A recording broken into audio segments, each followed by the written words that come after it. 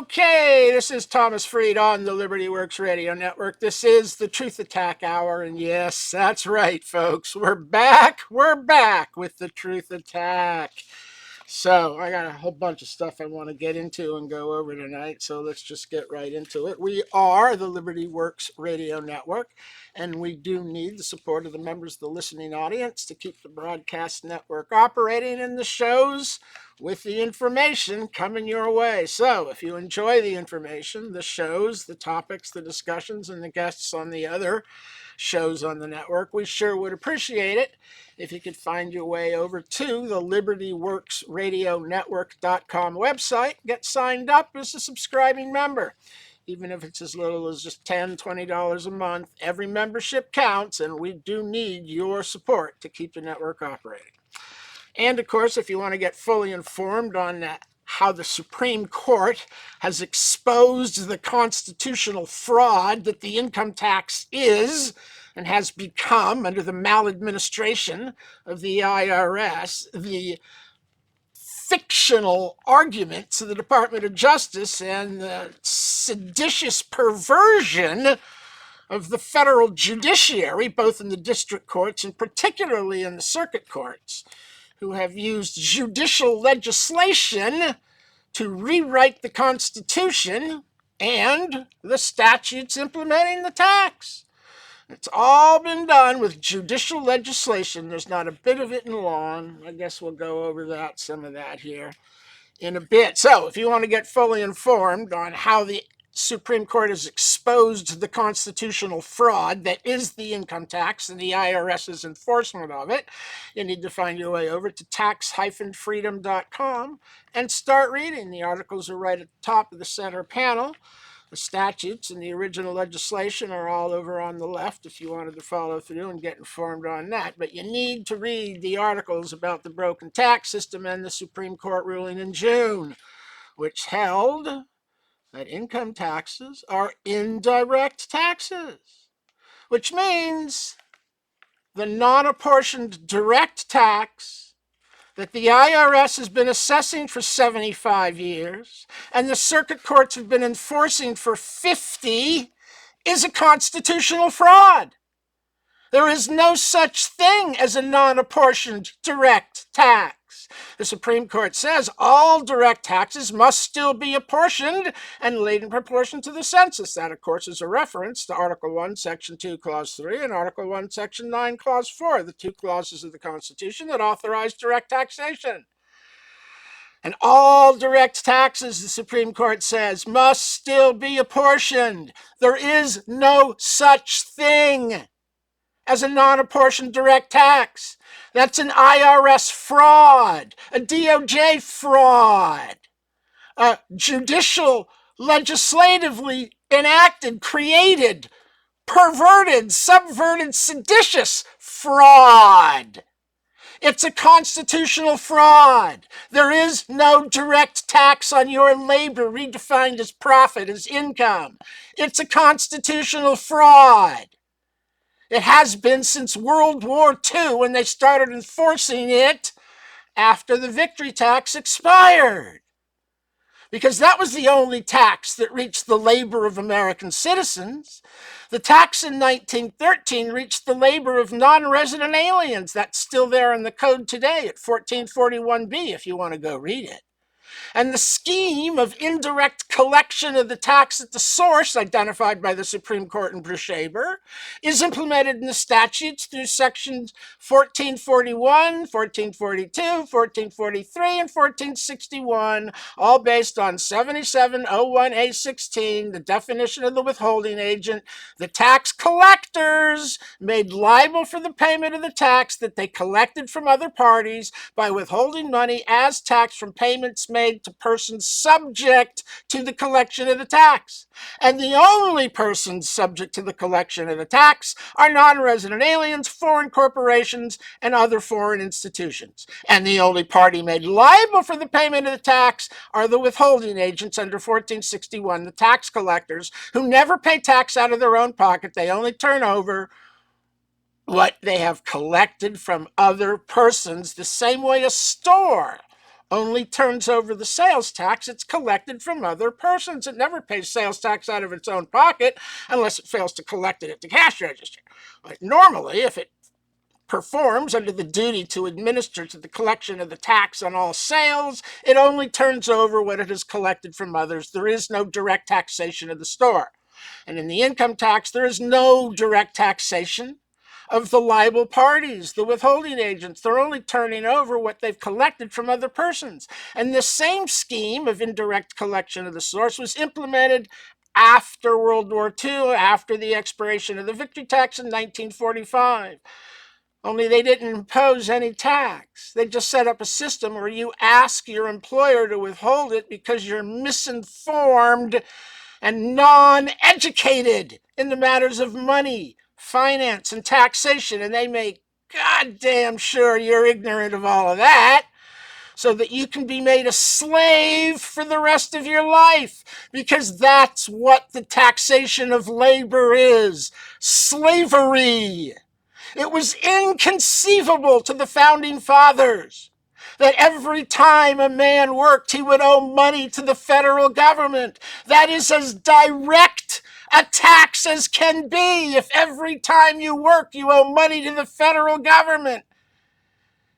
If every time you're paid, you owe money to the federal, this is direct taxation of the person, even though it's not a per capita tax. The reason why it hasn't been historically addressed is because it was inconceivable that every time a man was paid, he would owe money to the government. The only way to tax would be at $10 a head or $20 a head, and then the state could pay $20 or $50 or $100 times however many people lived in the state, according to the last census. I never imagined taxing labor, the actual enslavement mechanism. How do you know it's slavery? Well, let's look at where it comes from.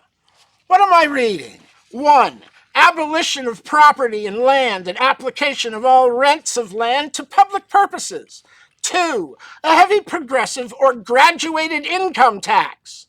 3. Abolition of all rights of inheritance. 4. Confiscation of the property of all immigrants and rebels. 5. Centralization of credit in the hands of the state by means of a national bank with state capital and an exclusive monopoly. You mean like the Federal Reserve Bank? 6. Centralization of the means of communication and transportation in the hands of the state. 7. Extension of factories and instruments of production owned by the state. The bringing into cultivation of wastelands and the improvement of the soil, generally in accordance with the common plan. 8. Equal liability of all to labor, establishment of industrial armies, especially for agriculture. 9. Combination of agriculture with manufacturing industries, gradual abolition of the distinction between town and country by a more equitable distribution of the population over the country. 10. Free education for all children in public schools. What am I reading? It's the Communist Manifesto. No property ownership, graduated income tax, Federal Reserve Bank, government controlling industry, transportation, and communication, and free education. Only it's not education, is it? It's indoctrination and non-education. Look at what's coming out of the public schools. The kids can't do third grade math. They can't multiply 9 times 9 and tell you what the answer is. They can't do math. They're not being educated. They're being indoctrinated, not with truth, but with propaganda. And a graduated income tax is the second plank. This is how you enslave the people to the government so that it doesn't matter what they want. The government only funds what it wants, its agenda. And the people can be burned out of house and home and village. And the government doesn't give a crap, do they? No, they actually engineered the burnout by removing the water. That pretty much ensured the outcome, didn't it? We're going to start over with an equal liability of all to labor. And nobody can sell their property because the state's going to take it from you when you fail to pay the taxes. This is the Communist Manifesto that the Democrats have been running for the last 4 years and that the country has basically been running since the end of World War II. Income tax is slavery. There is no taxation on the labor of the American people. All of these things, sources in Section 61, compensation for services, including fees, commissions, fringe benefits, similar on gross income from business, gains derived from property, interest, rents, royalties, dividends, annuities, income from life insurance, pensions, income from discharge of indebtedness. Where did the federal government get jurisdiction over any of these sources? Impost, duty, or excise, foreign, import, export, commodities, licenses, and corporations. Rent doesn't come from any of those sources unless you're a corporate person, a licensed person, or a foreign person. Interest isn't taxable to the federal government. And of course, Section 61 came out of the Canadian Tax Treaty, not the original tax law. This was never domestic legislation. This Section 61 only defined earnings from Canada being taxable to the federal government between 1918 and 1993, when the 75-year-long tax treaty that this section was enacted as part of originally in 1918 expired. And Section 61's been dead-letter law. They've used Glenshaw Glass versus Commissioner, a decision in 1955 that defined taxable income as any accession to wealth, falsely believing it was a non-apportioned direct tax, so any accession to wealth can be taxed as income. But there's no indirect basis in the Constitution for taxing an accession to wealth or income outside of the impost, duty, and excise context that it applies to. Because the role that income is supposed to play, according to the Supreme Court, is that of the mechanism that measures the amount of tax owed on the earnings derived from the federally taxable activity that was subject to some impost, duty, or excise. And the only activities and transactions subject to impost, duty, and excise whose tax is to be measured by income is foreign activity in foreign places, imports, exports, commodities, licenses, and corporations. None of this is taxable when earned by the American citizen, as opposed to the corporate person, the foreign person, the licensed person. Those persons inherently taxable on all sources. But just because the corporate person is taxable in all of these sources doesn't mean the individual is. The individual earns money from these sources by right, not by enjoyment of any privilege like incorporation, which makes all earnings from any source taxable to the corporate person, just as all earnings from any source would be taxable to an American citizen if they were earned in Canada under a tax treaty. None of this is domestic legislation. It's all constitutional fraud by the same group of seditious, rebellious judges in the federal government that gave you Roe v. Wade, which the Supreme Court said is made up, doesn't exist. That gave you affirmative action, which the Supreme Court says is made up, it doesn't exist. That gave you regulatory deference under Chevron, which the Supreme Court said is made up, it doesn't exist. And this Glenshaw Glass, Section 61, makes everything you earn in the United States taxable to the federal government, not directly, but indirectly. On what basis? On what basis? Indirectly on what basis? There isn't one. The basis is allegedly a direct tax created under the 16th Amendment that doesn't exist. And without direct taxation, how is rent indirectly taxable, except to a foreign person or a corporate person? How is rent? How is dividends? How is interest? How are any of these things taxable to a citizen? Okay, it sounds like we're coming up on the first commercial break. This is Thomas Fried on the Liberty Works Radio Network. I do urge you to get over to tax-freedom.com and start reading so that we can straighten this mess out and fix this house. We'll be back in 5.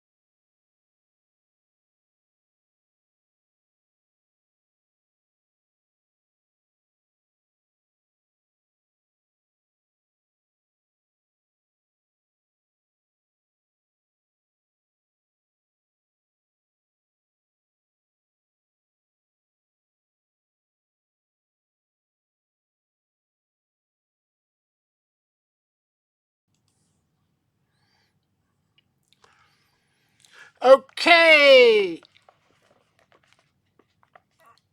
Okay, this is Thomas Fried on the Liberty Works Radio Network. This is a Truth Attack Hour, and let's just get right back into it because, of course, freedom comes from God, not government. God is the truth, and the truth shall set you free. God's true plan for mankind is freedom, achieved through faith in God. Do not misplace your faith in any earthly instrument, whether it be man, institution, philosophy, or agenda, for if you misplace your faith, it will be used against you to betray you and enslave you. And that is the history of mankind. And we're moving to it with the income tax being a mechanism of enslavement of man to the institutions of his government. It's only the corporate person that is inherently taxable on all of the sources of money they earn money from. The foreign person too, but mostly this was all about corporate taxation previous to the 16th Amendment. Corporations only earn money through enjoying the privilege of incorporation. Citizens do not earn money through the enjoyment of a taxable privilege, which is what excise taxes, privilege. And because the corporate person is privileged, everything they do is taxable. But the citizen is not any such privileged individual. As a non-privileged person, the citizen has rights, and rights cannot be taxed the way privileges are. Citizens have a right to work that is non-taxable, constitutionally exempt. Corporations don't have that. And that's part of why wages and salaries have been removed from Section 61, so that there won't be a patently unconstitutional statute that taxes the labor of the American people. A judge added the words wages and salaries, reasoning that compensation is a form and wages and salaries are compensation, so everything you do is taxable. Well, ignoring the fact that compensation, wages, and salaries are three distinct, separate source items made taxable when earned by a non-resident alien in 1441B. And two of those sources are removed from Section 61. It's only the corporate compensation for services that's taxable, not the individual's compensation. For compensation for services derived from working at a common occupation without license or privilege, or interstate commerce, or import-export, or alcohol, tobacco, and firearms. You don't believe me? Okay, well, let's read what the Supreme Court has said. It requires no argument to show that the right to work for a living in the common occupations of the community is of the very essence of the personal freedom and opportunity that it was the purpose of the amendment, the 14th Amendment, to secure. That's from Butchers Union Company v. Crescent City Company. The right to follow any lawful vocation and to make contracts is as completely within the protection of the Constitution as the right to hold property free from unwarranted seizure or the liberty to go when and where one will. One of the ways of obtaining property is by contract. The right, therefore, to contract cannot be infringed by the legislature without violating the letter and spirit of the Constitution. Every citizen is protected in his right to work where and for whom he will. That's from Coppedge v. Kansas in 1915. And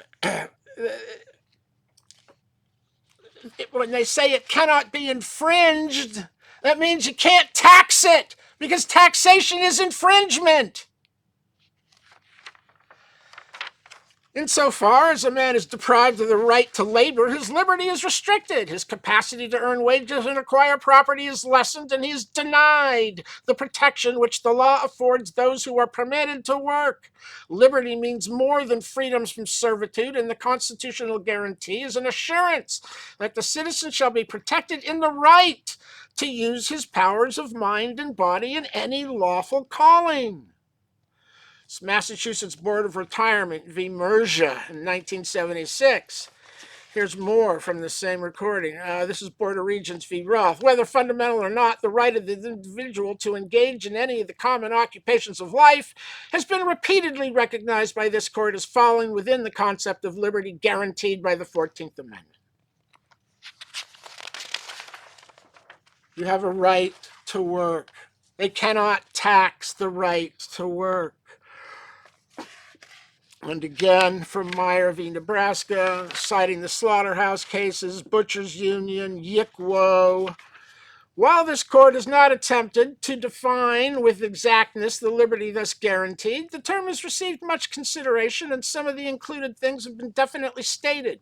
Without doubt, it denotes not merely freedom from bodily restraint, but also the right of the individual to contract, to engage in any of the common occupations of life, to acquire useful knowledge, to marry, to establish a home and bring up children, to worship God according to the dictates of his own conscience, and generally to enjoy those privileges long recognized at common law as essential to the orderly pursuit of happiness by free men. It just goes on and on and on. Everywhere where this has been addressed, the right of the individual has been upheld. It simply doesn't exist as a constitutionally granted power to tax.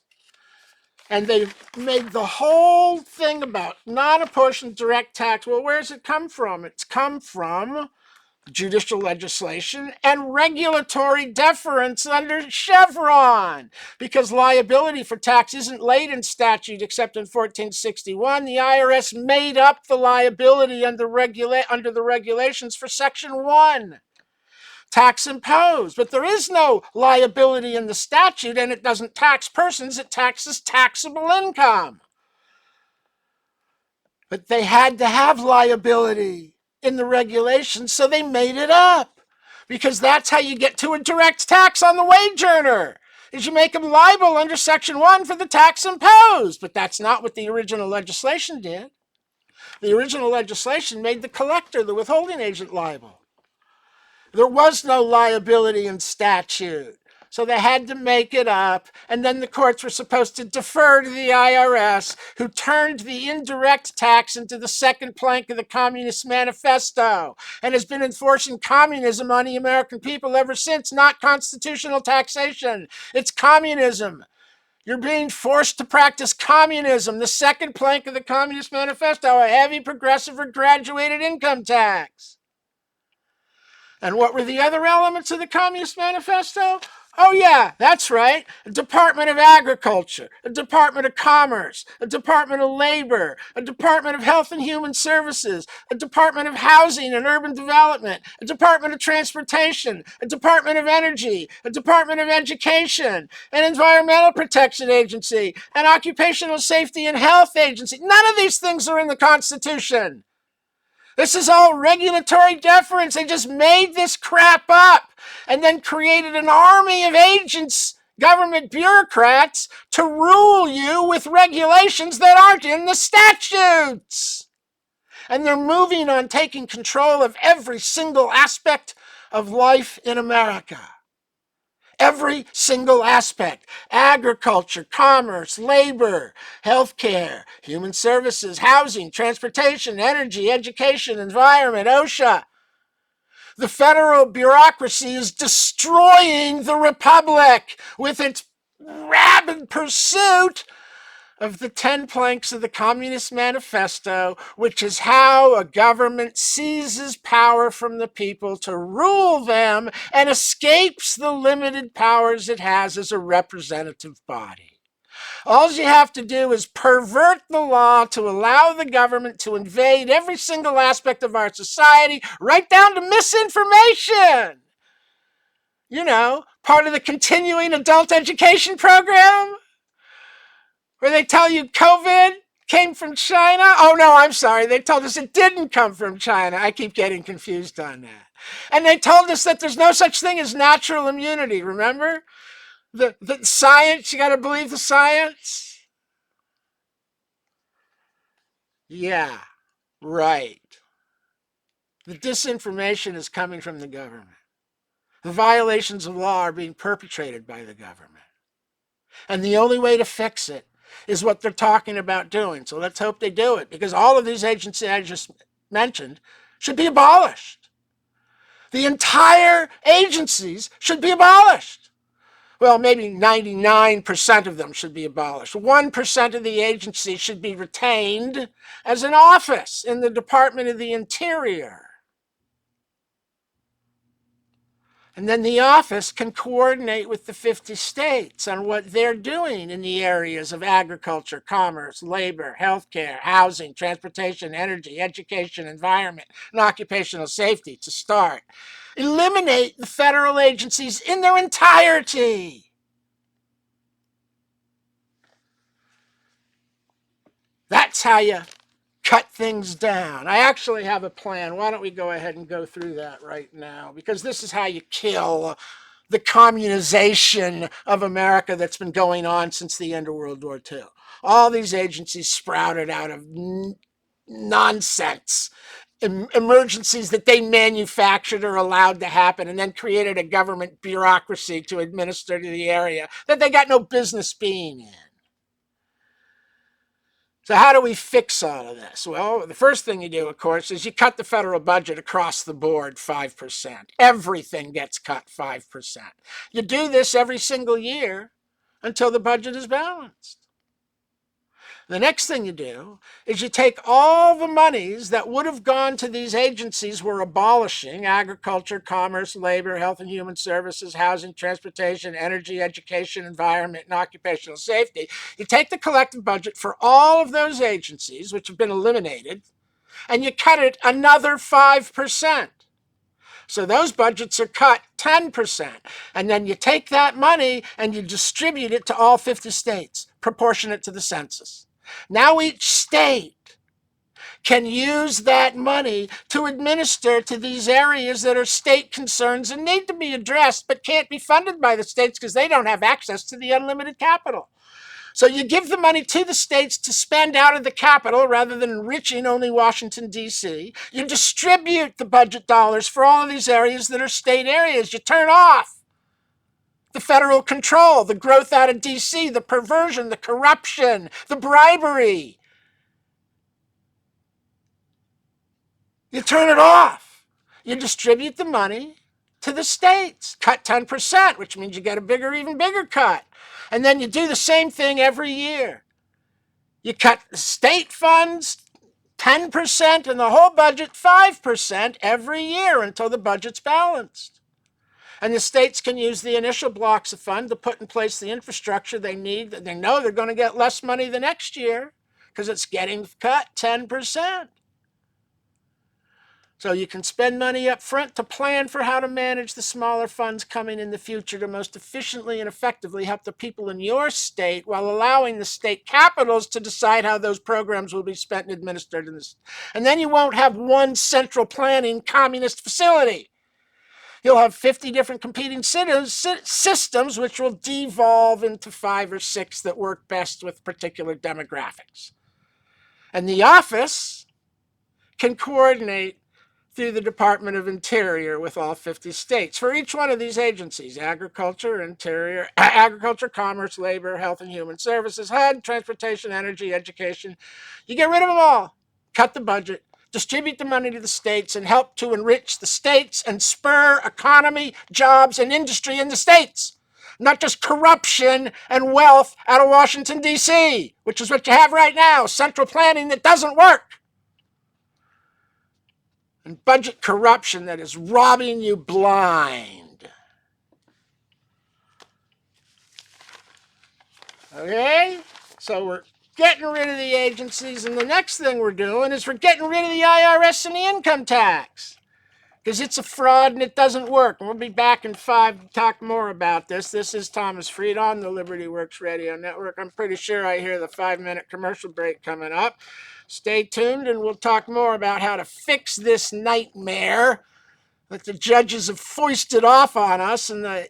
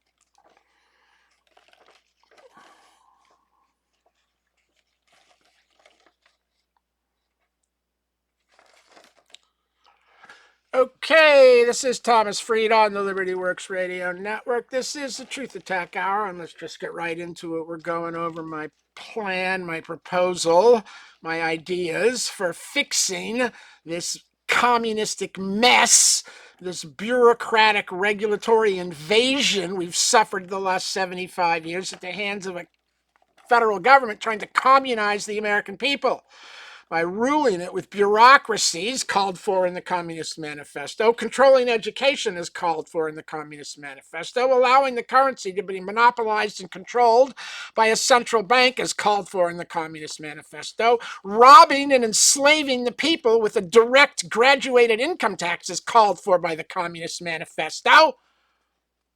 How do you stop the socialization? You got to save the republic. You got to save the currency. You got to save the liberty, the freedom, the American people. You got to get rid of the invading bureaucracy. So to reduce the operational spending, as I said, you get rid of all the unconstitutional agencies: agriculture, energy, education, commerce, labor, health and human services, HUD, transportation, EPA, OSHA. Get rid of them all. Make them offices in the Department of the Interior and cut the budget by 10% for those agencies and distribute the money to the states so that we can terminate the enrichment of the D.C. contracting community and the politicians. Let's spread the economic benefits around and let each state capital spend a few billion out of the capital in the state so that we spur economic activities in every single state.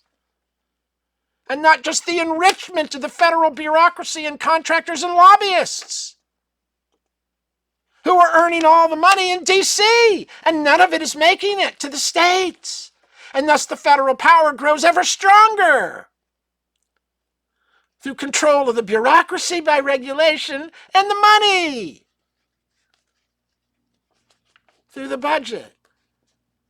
So distribute those funds to the states, cut by 10%. That's 5% across the board every year and 10% across the board in these state agencies until the budget's balanced. And then the states can perform to these areas as needed in the state. Now, the next step is to restore liberty and freedom to the American people. So you have to terminate the income tax. It doesn't work. It doesn't fund the government. It doesn't tax the corporate subjects it was intended to tax, the only ones with taxable income. The burden has been shifted to the backs of labor entirely through the perversion of the application of the law as a direct tax on labor, enslaving the people and forcing them to fund the subsidization of the corporations, which don't pay any tax because they get to deduct their expenses and you don't. So you're a slave and they're subsidized. And in return for the subsidies, they make the politicians wealthy with bribes, outright bribes. So we need to take money out of politics, and then we can talk about that, but probably, well, we'll see. So you get rid of the income tax. It doesn't work. You don't tax profits anymore. And you get rid of the Internal Revenue Service. And you immediately reconstitute it as the Corporate Revenue Service. And to replace the lost revenue from the income tax, you impose a 4 or 5% tax on all corporations, every business, on all revenues, no deductions, no expenses. 5% of everything that you make every month, send it in with a return at the end of the year, consolidate and pay the last amount due. 5% across the board, no deductions, no expenses, everything you make. Hey, you're already spending 5 to 7% on avoiding taxes. We're giving you back 7 and only taking 5. So you're 2% more profitable. Every corporation should be forced to pay tax every single month, not once a year. Send in a return saying, sorry, we didn't have any profits. It all got expensed away. No. 5% on all corporations, no tax on labor. We need the whole paycheck to pay the bills in this high inflation environment they've created in the last 4 years. You need your whole paycheck to keep up. You need 2 paychecks to get ahead. So you should be allowed to keep your pay since the Constitution doesn't authorize the taxation of American labor. Not even if they redefine it in statute as gross income. as taxable income. Statutes can't overcome the constitutional exemption. Abolish the IRS. Create a corporate revenue service. No confusion there about who's supposed to be paying. 5% every month. Audit the books. They have to make public these figures. They're part of their annual reports. All the IRS has got to do is match the annual reports to the revenue reports. You can't lie to the shareholders of the SEC. Puts everybody in jail. They have to file reports, and all the IRS has got to do, the whole thing could be automated in 3 months. So shift the burden back to the corporate subject. Now, the last thing you have to do to fix the mess, once you get rid of the communist agencies, once you get rid of the communist taxation, once you put education in the hands of the states instead of a central federal government, the only thing left to fix is your entitlement spending. Oh, yeah, and the corruption. Well, we'll get to that. To fix the entitlement spending, this is easy. Means test your recipients. Why are billionaires like Donald Trump, Warren Buffett, Bill Gates, why are they eligible for Social Security? It was sold to us as a program for widows and orphans. A safety net for those that slip through and can't help themselves in their old age or retirement. It's not supposed to be an entitlement that the wealthy draw $3,000 a month on when they don't need a dime, and the poor only get $500 when they need $1,500 to live month to month. Why are the wealthy getting $3,000 when they don't need it, and the poor aren't getting enough to go by? If you means tested the program, you could pay the poor $2,000 a month and still have a surplus. You need the means test. If you got more than $500,000 in equity or whatever amount the Congress decides on, you shouldn't be getting Social Security until you draw down your asset net worth below those numbers. And then it should be graded down to like 100,000, 125, 150, and only then, when you have no assets left to support yourself, does Social Security kick in. And you need to means test Medicare. Why is government taking care of people just because they're old? If you have $1 million in the bank, the government shouldn't be paying for your health care. You should. So you have to means test the programs, and both of them will immediately become tax revenues instead of tax drains, instead of benefit drains that take more than they put in. You have to restore the balance to the system, and the only way to do it, you can't raise the taxes any higher, you have to, and you can't lower the benefits. You have to means test the benefits so that you can raise them for the people that need them and take them away from the people that don't. Now, the last thing that I think we ought to do is prove that it's possible for Congress to get together to amend the Constitution. And the way you do that is you take the funding away from the Air Force. The Constitution provides for a Navy and an Army. There's no authority in the Constitution for an Air Force. But anyone who argues that you don't need an Air Force is an idiot. So we should take away the funding for the Air Force to force Congress to write an amendment to prove that when everybody agrees, an amendment can be done to the Constitution. And you can authorize an Air Force to be funded on a permanent basis because, like the Navy, you need it on a permanent basis. It's not something you can fund for 2 years or bring it out of dormancy when you need it in 30 years with technical equipment from 30 years ago. An Air Force needs to be maintained and kept up to date annually, every year. So you need a constitutional amendment to allow an Air Force. And you can have your Space Force too, because that's unconstitutional as well. So somebody should file a suit to stop them from funding the Air Force. And this Supreme Court will take it away from them, and then Congress will have to pass an amendment. All the states will do it, and we'll have the proof that an amendment can be done when everyone agrees and it's actually needed.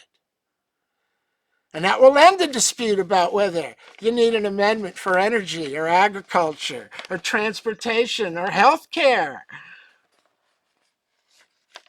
And the last thing you do is you take money out of politics. No donations from anyone. And how do the politicians?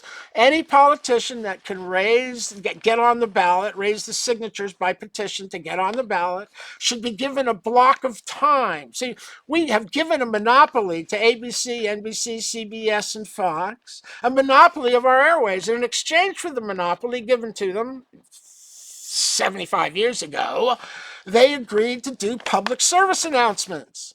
So as public service announcements, what do? Well, they put 2 eggs in a frying pan on the stove and tell you this is your brain on drugs. That's not really a public service announcement. That's propaganda. What would be a public service announcement if each network was forced to give a 10-hour block of time, or some block of time, 10 to 20 hours, to every candidate that made it raised enough signatures to be on the ballot? And then each candidate would get 10 hours of time from each network to either use how they want, or 1-minute commercials, 2-minute commercials, 30-minute info, 1-hour block, town halls, however you want to use your 10 hours of time on every network, you get to use it. No money, no corporate donations, no contributions, no charities, no lobbying. Corporations don't vote. They don't get to put a penny in. Money shouldn't be controlled by politics, and because they have to raise money to get on the airwaves, they spend every single minute of every day after day one getting elected raising money instead of taking care of the people, representing and writing law and voting. They spend all their time raising money. So take money out of politics. No more raising money. Give them a block of airtime. Let people vote on the message they hear in the block of time given to the candidate.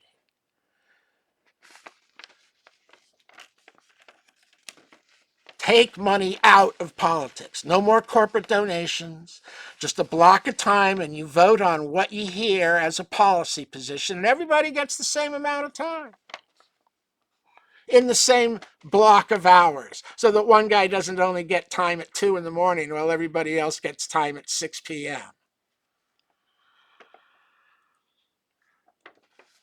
So that's how you fix things.